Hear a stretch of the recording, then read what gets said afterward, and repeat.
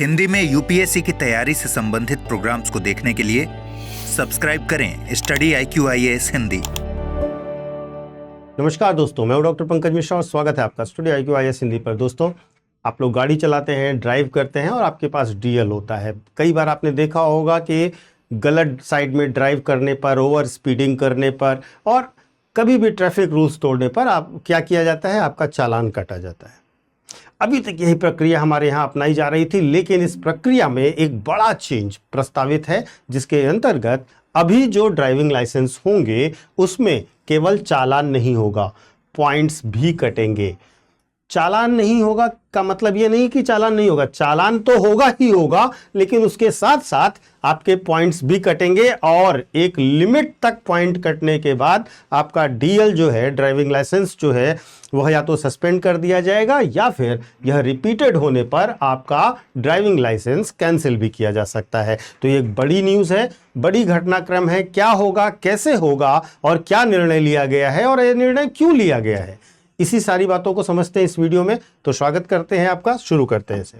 देखिए, वास्तव में क्या है कि भारत की स्थिति अगर आप देखो तो भारत में सड़क सुरक्षा, यातायात और दुर्घटना बहुत बड़ा मुद्दा है। अगर आप देखेंगे तो भारत में लगभग 5 लाख सड़क दुर्घटनाएं वार्षिक तौर पर होती हैं, जहां पर वार्षिक इन 5 लाख सड़क दुर्घटनाओं में 1.7 से 1.8 लाख तक मृत्यु हो जाती है। यहां पर महत्वपूर्ण यह है कि सड़क सुरक्षा इसी वजह से एक प्रकार से पब्लिक हेल्थ क्राइसिस बन गया है। हर दिन भारत में 400 से ज्यादा मौतें सड़क के एक्सीडेंट के कारण होती है। इनमें कई बार खराब ड्राइविंग और ज्यादातर बार खराब ड्राइविंग जिम्मेदार होती है। इसलिए इस प्रक्रिया को रिफॉर्म करने की शुरुआत की जा रही है। यह प्रस्ताव उसी तरफ है। अभी तक क्या होता है, मौजूदा सिस्टम में आपका चालान काट दिया जाता है और आपको फाइनेंशियल लॉस होता है, जहां पर आपको वो फाइन जमा करना होता है। इससे क्या होता है, शॉर्ट टर्म डर क्रिएट होता है, लेकिन सिर्फ पैसे भर देने से आदतें लोगों की नहीं बदलती। अभी क्या चाहिए हमें चाहिए व्यवहारिक सुधार चाहिए, लोगों के अंदर बिहेवियरल चेंज चाहिए। तो सरकार का लक्ष्य जो है वह केवल राजस्व ही नहीं है, बल्कि लोगों की जिम्मेदारी तय करना है और लोगों के मन में जिम्मेदारी का भाव बनाना भी है। तो इसीलिए नितिन गडकरी साहब ने कहा है कि हमारा जो अब लक्ष्य है वह ड्राइवर्स का व्यवहार बदलने का है। तो अब इसमें क्या किया जाएगा उसको समझिएगा। पॉइंट्स बेस्ड सिस्टम आपके ड्राइविंग लाइसेंस के साथ अटैच कर दिया जाएगा। इसमें क्या होगा, हर उल्लंघन पर पॉइंट कट होंगे। जैसे कि हर बार ट्रैफिक नियम तोड़ने पर आपके लाइसेंस में कुछ नंबर ऐड हो जाएंगे, यानी कि आपके उस पर डिमेरिट ऐड हो जाएगी। उसके बाद जब ये संचित हो जाएंगे तो एक पॉइंट के साथ समय के साथ साथ जुड़ते चलेंगे और परिणाम ये होगा कि सीमा पार करने पर लाइसेंस अपने आप सस्पेंड हो जाएगा या कैंसिल हो जाएगा। तो अगर आपने एक लिमिट क्रॉस करी तो उसके बाद आपको वार्निंग दी जाएगी और उसके बाद अगर आपने लिमिट क्रॉस करी तो आपका डीएल सस्पेंड या कैंसिल कर दिया जाएगा। सिस्टम कैसे काम करेगा, एक एग्जाम्पल से समझिएगा। यह केवल एक काल्पनिक एग्जाम्पल है, अभी ऐसा हमारे पास ऑफिशियल डॉक्यूमेंट नहीं आया है। जैसे मान लीजिए आपने सिग्नल जंप किया तो आपका 1 पॉइंट हो गया, सीट बेल्ट नहीं लगाया 1 पॉइंट और हो गया, मोबाइल का उपयोग किया 2 या 3 पॉइंट और कट हो गए। तो इस तरीके से जब भी अब आपने स्पीड लिमिट क्रॉस करी तो आपका ऑटोमेटिक सस्पेंशन हो गया। इतना सब कुछ होने के बाद अब आपका ऑटोमेटिक डीएल सस्पेंड है। उसके बाद आप कर रहे हो तो आपका डीएल कैंसिल है। तो इस तरीके से कुछ काम करेगा, ठीक है। तो अब इसमें क्या है, ऐसा नहीं है कि भारत अकेला ऐसा देश है जो इस तरीके की बातें सोच रहा है। दुनिया के विकसित देशों में जहां पर बेहतर ट्रैफिक सिस्टम आप देखते हैं, वहां पर इस तरीके की व्यवस्थाएं पहले से लागू हैं। जैसे कि अगर हम बात करें यूनाइटेड किंगडम की, तो वहां पर 12 पॉइंट होने पर ड्राइवर पर सीधा बैन लगा दिया जाता है। अगर हम बात करें ऑस्ट्रेलिया की, तो वहां पर भी डिमेरिट पॉइंट सिस्टम चलता है, लेकिन अच्छी ड्राइविंग पर पॉइंट्स जो आपके कम हुए थे वो फिर से जुड़ जाते हैं। तो आप अच्छी ड्राइविंग करेंगे तो सुधरने का मौका भी दिया जाएगा। तो अलग अलग देशों में आप देखोगे तो जो सेफ्टी के नॉर्म्स हैं वो कुछ इसी तरीके से अपनाए जाते हैं और यह एक प्रकार से आजमाया हुआ मॉडल है, विश्व स्तरीय आजमाया हुआ मॉडल है और भारत में भी इसे शुरू करने की प्रक्रिया की जा रही है। अब भारत में इसकी जरूरत क्यों है यह भी समझिएगा। देखिए, सबसे पहली और बड़ी बात यह है कि हमारी सड़कें बहुत असुरक्षित हैं और बहुत सारे लोग आदतन अपराधी होते हैं। मतलब उन्हें यह बात समझाना बहुत मुश्किल होता है कि वो ट्रैफिक नियमों का पालन करें। भारत में अगर आप कुछ स्टेट्स में रहते होंगे, पर्टिकुलरली मैं नाम तो नहीं लूंगा, आप देखेंगे वहां पर ट्रैफिक के हालात बहुत खराब है।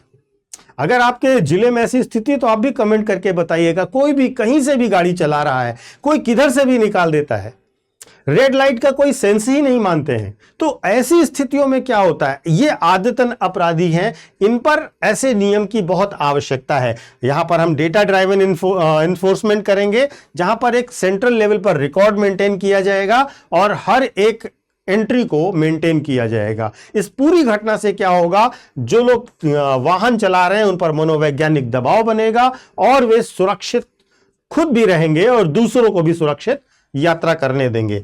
महत्वपूर्ण क्या है, ऐसा नहीं है कि इसमें कुछ चुनौतियां नहीं, इसमें चुनौतियां और जोखिम भी हैं। सबसे बड़ा जोखिम तो है डेटा की गुणवत्ता का। देखिए, हर राज्य से एक्यूरेट डेटा हमें चाहिए होगा, क्योंकि अगर हमें सेंट्रल लेवल पर चीजें मैनेज करनी है, एक यूनिफॉर्म चीज मैनेज करनी है, तो राज्य लेवल से डेटा लेना होगा। और भारत में केंद्र राज्य के मध्य विवादों की स्थिति को आप बेहतर समझते हैं। दूसरा, गलत चालान। कई बार निर्दोष ड्राइवरों के लिए सुनवाई करने की व्यवस्था भी आपको करनी पड़ेगी, क्योंकि कई बार आप जानते हैं यहां पर जो चालान का सिस्टम है वो सारा ऑटोमेटेड नहीं है। जहां पर आप डेवलप्ड कंट्रीज में देखते हैं कैमरास लगे हुए हैं, वे सारी चीजों को डिटेक्ट कर रहे हैं, गाड़ी की हर एक चीज को विद कैमरा ही कर लिया जाता है। ओवर स्पीडिंग को भी कैमरा मेजर कर लेता है। हमारे यहाँ उस तरीके से टेक्नोलॉजी नहीं है, तो हमारे यहाँ चालान करने वाले जो सिपाही होते हैं वे कई बार गलत इंटेंशन से भी चालान करते हैं।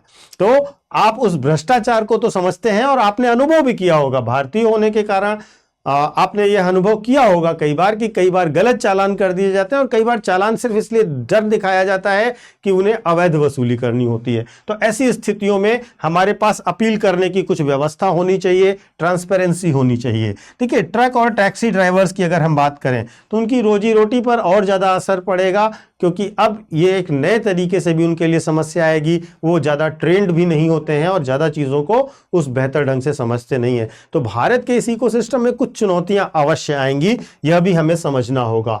लेकिन सफल कार्यान्वयन करना है तो सबसे पहले हमें नेशनल डिजिटल रजिस्टर बनाना होगा। हर ड्राइवर के लिए यूनिक आईडी बनानी होगी, ताकि राज्य बदलने पर भी रिकॉर्ड साथ रहे। और दूसरा, स्पष्ट नियम होने चाहिए, किस गलती पर कितने पॉइंट, और यह पब्लिक डोमेन में होने चाहिए और पब्लिक को इसकी बेहतर अवेयरनेस देनी होगी सरकार को।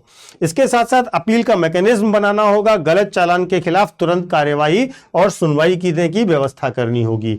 देखिए, यहां पर ध्यान दीजिएगा कि हम ट्रैफिक नियमों को लेकर, इन चीजों को लेकर बहुत ज्यादा महत्वपूर्ण रूप से एक सजा देने का सिस्टम हमेशा से अपनाते रहे हैं।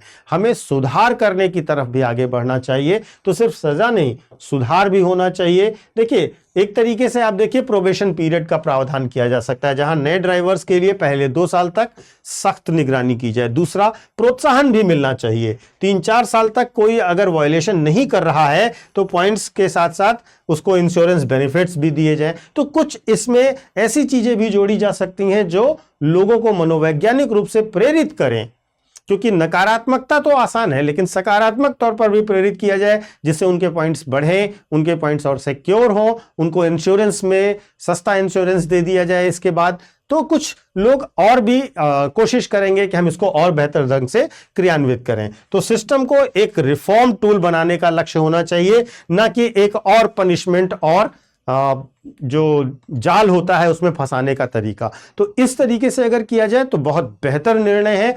अगर हम निष्कर्ष के तौर पर कहें तो सजा के साथ साथ न्यायपूर्ण सिस्टम के लिए यह एक बेहतर ऑप्शन है। सड़क सुरक्षा सिर्फ नियमों की बात नहीं है, यह वास्तव में व्यवहार परिवर्तन की बात है। पहली सीख इस पूरी बात से मिलती है।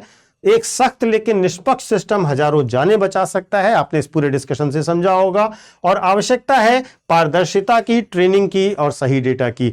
अगर ऐसा कर दिया गया तो यह एक बेहतरीन सिस्टम होगा। और अब आपकी राय भी बहुत महत्वपूर्ण है, आप भी अपनी राय अवश्य दीजिएगा। आपको क्या लगता है कि इस प्रकार का सिस्टम भारत के लिए नीड ऑफ द आवर है या नहीं, आज की आवश्यकता है या नहीं, या आपको लगता है कि यह एक और सरकार का प्रोपोगेंडा है फालतू का नियम है, या आप अपने जो भी अनुभव हैं अवश्य शेयर कीजिएगा कमेंट करके। आपके कमेंट्स का इंतजार रहेगा।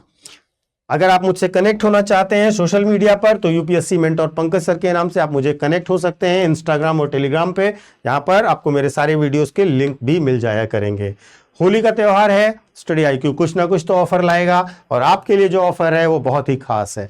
होली में आपको होली हंगामा ऑफर दिया जा रहा है, जिसके अंतर्गत हमारे हर एक कोर्स पर आपको 55% का डिस्काउंट दिया जा रहा है।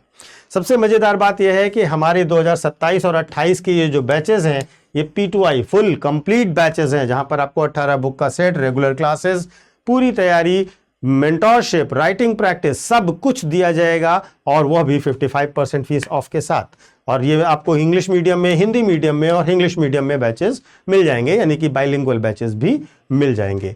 आप ध्यान रखिएगा कि 6 मार्च तक ही आप इस सुविधा का लाभ ले सकते हैं। तो होली के इस फेस्टिवल में बिजी होने से पहले कोर्स ले लीजिए, जिससे आपका सपना जल्द से जल्द पूरा हो सके। ध्यान रखिएगा, PK लाइव कोड लगाइएगा कोर्स लेते समय, तभी आपको इस डिस्काउंट का लाभ मिलेगा, क्योंकि ये फैकल्टी कोड है और आपको स्टडी IQ के हर एक कोर्स पर मैक्सिमम डिस्काउंट दिलाता है। Thank you so much.